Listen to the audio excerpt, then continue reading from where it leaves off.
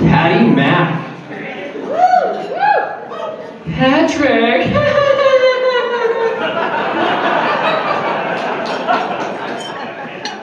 Patrice. What can I say, man? You've finally done something with your life.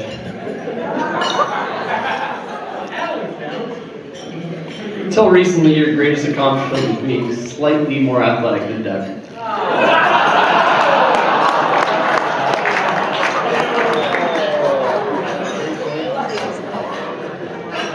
Hi everyone. My name's Tom Jim, as Brock just said. Pat and I originally started to become friends when we played hockey together.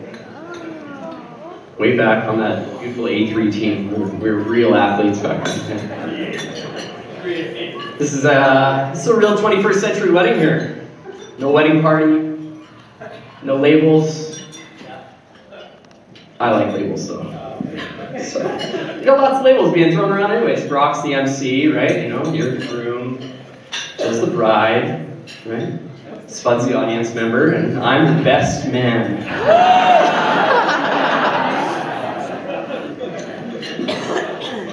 The best man, of course, would like to thank all those involved in putting together this evening. Brian, Meredith, MacArthur, Bill, Marjorie, Summers. Ceremony was beautiful. Dinner's delicious, keep in mind. Evening is great. Jill, you look stunning.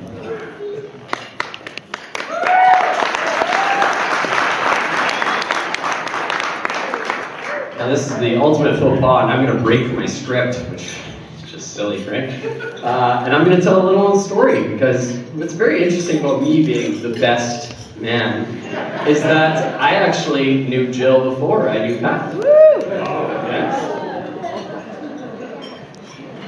So we went to elementary school together, and Jill broke my heart. Actually, Bill, I think you broke my heart, actually. See, in grade 5, 10-year-old Tom Newton found a note in Jill's desk. And in that note, he was asking me to a Dakota Community Center dance. Hot dog! This was the pinnacle of my 10 years on this earth at that point. Went home, put 12 loonies into my green jeans, picked out my outfit. So happy that I was going to go to the dance with a girl. Went back to school the next day and got the news that Jill wasn't allowed to go on any dates until she was 12 years old. Devastating. Who knows what could have happened, Bill?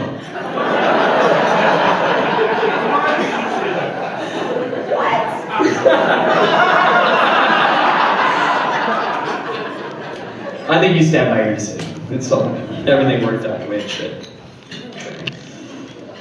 But I'm here to talk about Pat, really, right? Yeah. So Pat, this may seem like deja vu to everybody in here. Apparently there's only so many obvious jokes we can make about Pat, and in the last year, you finally decided to live your life, right? You bought your dad's business, a lot to build your dream home, you proposed, you did the fun part in creating beautiful baby Adeline, and now you're married. Yeah, see, that joke died like I thought it would, because everybody's already said that joke. Thank you. Starting with Shanley. All right. You said you would. Thank you, Boyko, for that. All right, we're here. We're going to go back to simpler times, though. In her early 20s, Pat would throw the best house parties. It's definitely at these parties that Pat and I started to become good friends. Now, most people, when throwing a house party, keep an even keel on things and make sure they have the wherewithal to deal with any unwanted party guests or issues that may arise. Not Pat. Pat would get the most drunk. Pat would be the unwanted party guest. Of course, the advantages of throwing a party at his place were that nobody could throw him out, and everybody would be forced to, engage with him when he was past coherence. And I remember Jill being at these parties, and knowing that they hadn't connected romantically at the time made me think that Jill was a pretty good judge of character. I was wrong. Ask my wife, I'm wrong all the time. For about a decade, Pat and I drove to hockey together.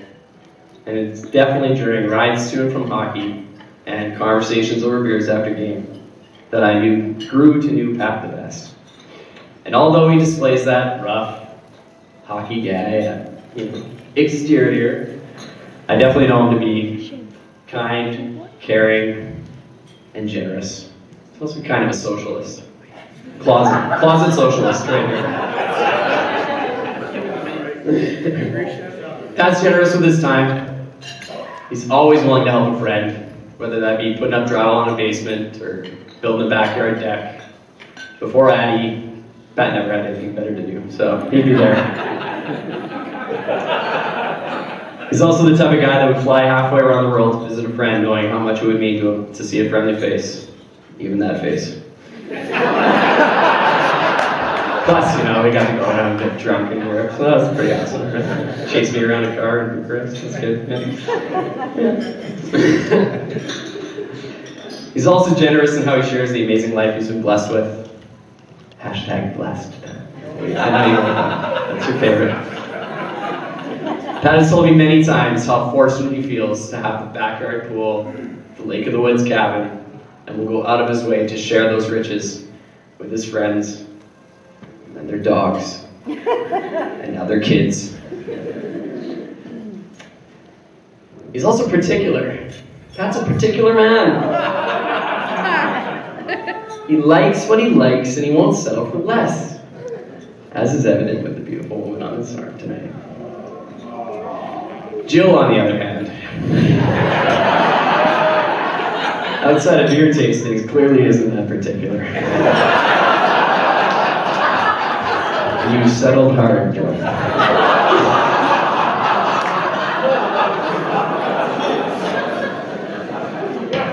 Alright, on one of these rides to hockey, Pat once described, I grilled him, I said, Pat, what are you looking for, man? He described his particular taste and what an ideal woman would be for him. And he described her. Blonde. Shorter than him. Cute.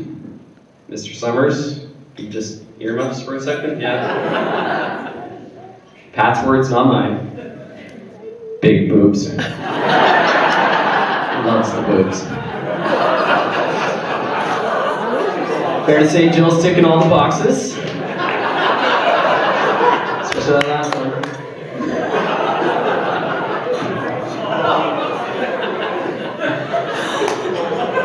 Jill has not only ticked all those boxes, she has truly become Pat's partner. She's absolutely game for all the beer, road trips, and late nights that make Pat who he is. And my favorite part about Jill is that she clearly makes Pat very happy. And she knows how to put him in his place. Pat's a guy who needs to be put in his place. All the time. Pat, you're loud.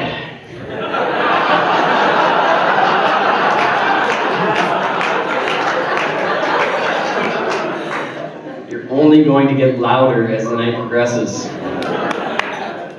And speaking of your generosity, you're also generous with your opinions. So watch out, everyone. Because at some point tonight, Pat's probably going to corner you and shout in your face. Embrace it. It's how he shows he cares. I regularly antagonize him just so I can revel in it. Pat, Jill, you're amongst my favorite people in the world. I'm so honored you let me be a part of your celebration tonight. I look forward to a lifetime of memories, our kids growing up together, and all the laughs that I know we're going to have along the way. So, Everyone, if you could please raise your glass in a toast. That.